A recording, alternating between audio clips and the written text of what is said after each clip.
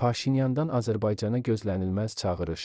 Ermənistanın baş naziri Nikol Paşinyan ölkəsinin enerji sisteminin Azərbaycan və Türkiyənin enerji şəbəkələri ilə inteqrasiyasının məqsədə uyğun olduğunu bildirib. Global Info AZ xəbər verir ki, o bu fikirləri mətbuat konfransında enerji xətləri və nəqliyyat əlaqələri ilə bağlı çıxışı zamanı səsləndirib. Paşinyanın sözlərinə görə, vahid regional enerji mərkəzinin yaradılması Cənubi Qafqazı beynəlxalq bazarlarda güclü enerji ixracatçısına çevirə bilər.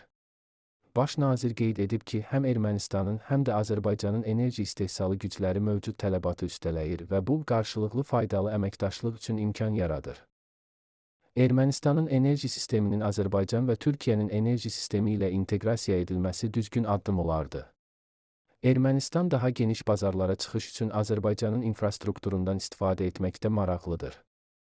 Bunun müqabilində Azərbaycan Ermənistan üzərindən Naxçıvana və digər istiqamətlərə elektrik enerjisinin tranzitini həyata keçirə bilər, deyə Paşinyan vurğulayıb.